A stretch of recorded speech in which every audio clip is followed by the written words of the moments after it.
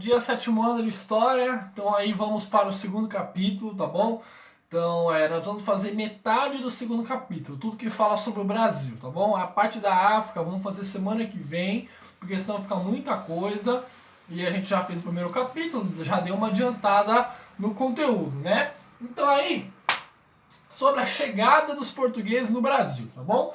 Então, o que vai acontecer quando os portugueses descobrem o Brasil? É feito o Tratado de Tordesilhas, a linha de Tordesilhas, tá? Então eu fiz aqui um desenho, mais ou menos. A linha de Tordesilhas, ela vai cortar o Brasil, vai deixar o Brasil para os portugueses e o restante das Américas para os espanhóis. Ah, óbvio, por isso que todos os países sul-americanos falam espanhol, exceto alguns que a gente vai estudar essa história mais pra frente, né? Estados Unidos, Canadá, né? Que tem o francês, o inglês, mas aí é outra história. Então, a regra é Brasil para Portugal, o resto para a Espanha, por isso que Venezuela, então todos eles falam uma variação aí do espanhol, do castelhano, tá bom?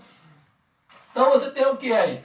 A linha de Tordesilhas, ela dividia então o Brasil para Portugal, o resto das Américas para a Espanha. O que muita gente não fala é o seguinte, tem outra linha do outro lado. O Tratado de Tordesilhas não é só aquela linha que divide aqui nas Américas. Tem uma linha no Pacífico também. Olhando aí a apostila, vocês vão ver que tem outra linha do outro lado no Oceano Pacífico também. Caso achasse alguma ilha, alguma coisa, tem a outra parte do Tratado de Tordesilhas. Então, isso é bom para geografia também. O início da formação territorial do Brasil é baseada no Tratado de Tordesilhas, na linha de Tordesilhas. Apenas uma parte do Brasil fazia parte. O resto do Brasil ainda era território de Portugal, da Espanha, tá bom? Então era só o litoral que era de Portugal.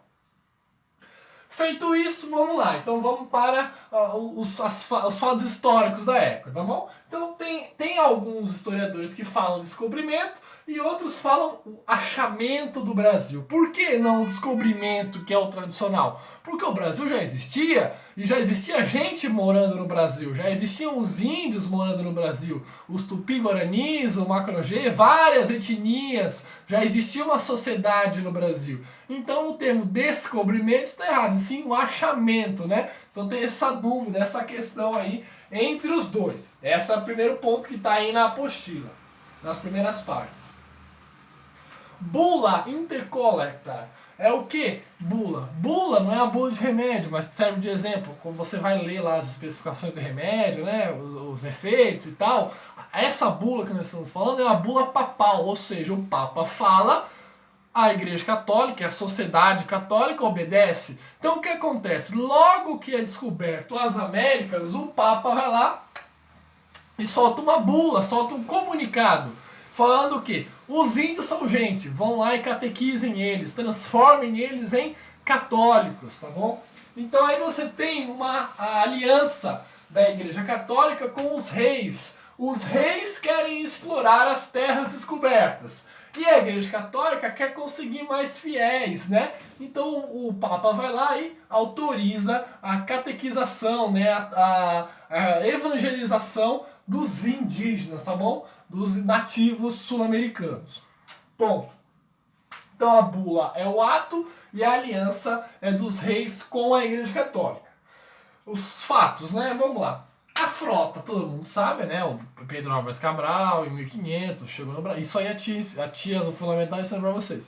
Chegou ao Brasil em 1500, em 22 de abril, avistou o Monte Pascoal, né? Atracou em Porto Seguro, né?